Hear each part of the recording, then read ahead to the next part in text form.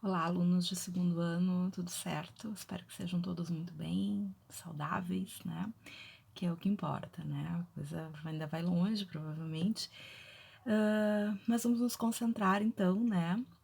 Em estudar história, não tem nada melhor. Hoje a gente vai falar do capítulo 7 do livro, então, que fala um pouquinho sobre as tentativas, né? Francesas de ocupação do território, a tentativa holandesa, que essa sim, né, teve uma certa durabilidade, e a expansão para outros espaços do território, né, do que será depois, né, Brasil. Bom, então basicamente a gente já sabe que desde o início a gente vai ter, né, tentativas colonizadoras de outras potências, como França, Inglaterra, Holanda, enfim, né, que vão ser espaços que se organizaram mais tardiamente frente Espanha e Portugal e, claro, não aceitaram, né, o Tratado de Tordesilhas, dividindo então o novo continente entre apenas, né, os países ibéricos. Então, em relação à América Portuguesa, nós vamos ter as tentativas francesas, tá?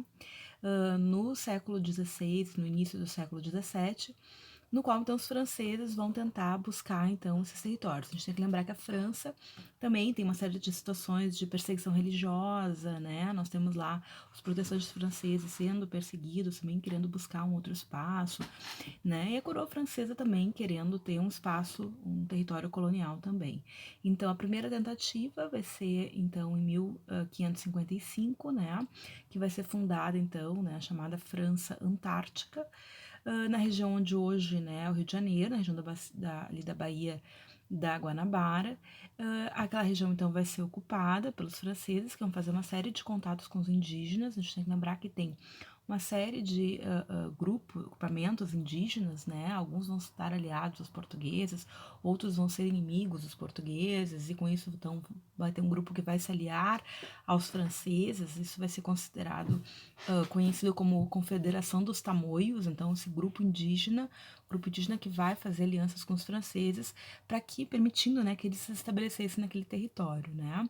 Então ali vai ser fundado, né, esse espaço, né, esse aldeamento francês, porém vai ser rapidamente combatido, né, a organização dessas tropas que vão combater e que vão acabar expulsando os franceses vai ser, digamos assim, organizado pelo governador-geral da época, que era o Mendes Sá, com seu sobrinho, né, que seria, então, digamos, o grande comandante das tropas, que é o Estácio de Sá, que hoje em dia, né, tem escola de samba no Rio de Janeiro com o nome dele, tem universidade com o nome dele.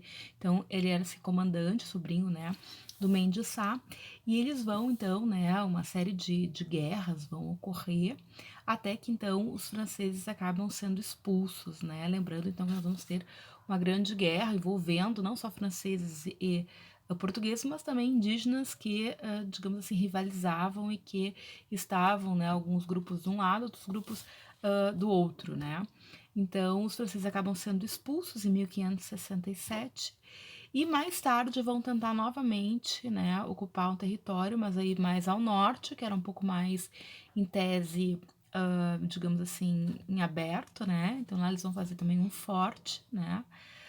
Que vai ser chamado Forte São Luís, né? Que era um rei francês, na região onde hoje é o Maranhão, né, e que depois esse forte, né, vai dar origem à capital maranhense de São Luís do Maranhão, né. A região lá da França Antártica também vai dar origem, né, os portugueses vão fortificar aquela região e vai dar origem a São Sebastião do Rio de Janeiro, né, então a cidade do Rio de Janeiro. No caso, então, dessa ocupação na região do Maranhão, né, vai ser erguido esse forte, né, então eles chegam lá em 1612, mais ou menos, e ali, então, também eles vão tentar se estabelecer, né? Mas rapidamente os portugueses vão organizar uma resistência e os franceses, mais uma vez, vão acabar sendo expulsos. O nome desse segundo projeto era França Equinocial, por ser na região, então, né? Do que seria, então, a linha do Equador, certo? Então lá eles vão ser expulsos e depois vão conseguir, de fato, ocupar outras regiões do continente americano, por exemplo, onde é hoje a Guiana Francesa, né? Também territórios das Antilhas, também uma parte de onde hoje os Estados Unidos, Canadá. Então, os franceses vão conseguir alguns espaços territoriais, porém não no território brasileiro, certo? Bom, então essas tentativas de ocupação elas foram muito breves, né? E acabaram sendo expulsos, acabaram de alguma forma fracassando. porém houve sim uma ocupação de maior tempo, né, que teve uma influência muito grande na história brasileira, que foi a ocupação holandesa. Então, só para a gente relembrar, né, nós vivemos aquele período da União Ibérica, certo?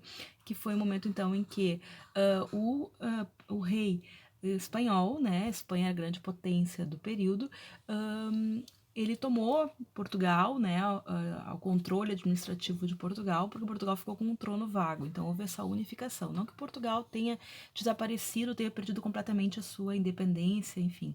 Mas quem geria Portugal, então, passou a ser a Espanha. Com isso, a gente vai ter uma série de situações, por exemplo, em relação à Holanda, né, aos Países Baixos, que se tornaram independentes há pouquíssimo tempo, então 1581, se não me engano, a independência dos Países Baixos, que tinha a Holanda como sua principal província, né, como seu principal espaço, digamos assim, né, administrativo. Essa região, ela se tornou basicamente protestante, tá? E isso, claro, teve um significado muito grande no sentido mercantil, no sentido, né? A gente tem que lembrar que essa questão religiosa, ela está muito presente no dia a dia dessas pessoas, no imaginário e também na questão econômica. Então, os países católicos, de um modo geral, eles não estimulavam o trabalho manual, né? Então, ou seja, né, a questão mercantil, etc. Enfim, isso vai se desenvolver muito mais nos países protestantes, que tinham todo um discurso de louvor ao trabalho manual, ao acúmulo, pelo acúmulo, não pela ostentação, mas para ser reinvestido, enfim, tá? Então a Holanda está nessa vibe. A Holanda era, né, um grande parceiro comercial de Portugal, mas com a ascensão espanhola se tornaram inimigo, até porque a guerra de independência foi contra a Espanha, né? Então os Habsburgos, que era uma dinastia, né, que controlava tanto a Espanha quanto outras regiões do mundo, tá? Como a Holanda, vai ser derrotada e a Holanda, então, né, vai ter sua independência, porém era inimiga da Espanha. Com isso, com a Espanha comandando, há uma ruptura com Portugal, e aí, claro, né, a Holanda não queria abrir mão do seu, digamos assim, uh, enfim, né, do mercado lucrativo do açúcar, né, já que eram eles que faziam o refino e a distribuição do açúcar. Com isso, os holandeses pensaram, bom, vamos direto à fonte. Então, eles vão atacar vários espaços, né, tanto no continente africano, rompendo a questão do tráfico negreiro, certo? Então, eles vão ocupar vários polos de, digamos assim, de aprisionamento, enfim, né, espaços de tráfico, né, no continente africano mesmo, e também vão começar a tentar ocupar as principais zonas açucareiras do Nordeste brasileiro. Então, eles vão tentar na Bahia inicialmente, não conseguem, são rechaçados, e depois, então, né, uma companhia privada, uma empresa, enfim, que foi constituída na Holanda, vai organizar, enfim, né, tropas para um investimento maciço de ocupação da região Nordeste, na região de Pernambuco, que era o coração açucareiro. Então eles vão lá direto. E aí sim, eles conseguem então derrotar, né, os portugueses e conseguem, enfim, né, apesar de todas as dificuldades, a gente tem que lembrar que eles falavam uma língua completamente diferente, muito diferente do português. Eles tinham outra religião, né? Então tudo isso gerava desconfiança. Porém, eles vieram com uma linguagem que grande parte das pessoas entende e é bastante atrativa, que é a do dinheiro. Então, o que eles fizeram? Eles fizeram, digamos assim, uma série de investimentos para reconstruir grande parte da região de Recife, Olinda, que tinha sido atingida pela guerra, né?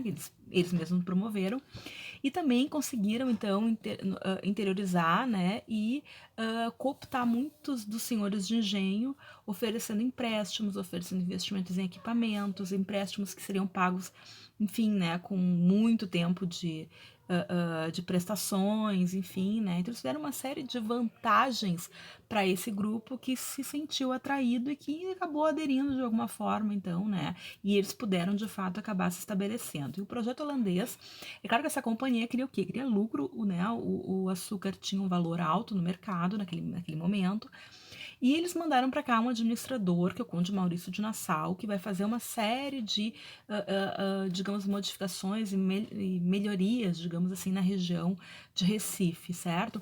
Então ali ele vai construir, né, palácios, vai construir pontes, vai oferecer cultura, espetáculos, vai criar um teatro, enfim, vai organizar a cidade, né, não só Recife, mas principalmente Recife, vai arborizar, vai trazer pintores, laboratórios para reproduzir as imagens que aqui havia, vai trazer naturalistas para estudar as plantas, estudar os animais, né? Enfim, uma série de digamos assim, de vestígios que a gente tem deste período são exatamente dessa ocupação holandesa que registrou muita coisa. Então era uma ideia realmente de um investimento a longo prazo, inclusive, certo? Uma colonização duradoura, então, né? Essa era a perspectiva. Contudo, não contavam com o fato de que o açúcar ia descer mais tarde o seu valor, né, no mercado, e esse investimento todo, então, começou a aparecer, digamos assim, né, um desperdício. Mas isso a gente fala no próximo vídeo, certo? Então tá, até daqui a pouquinho.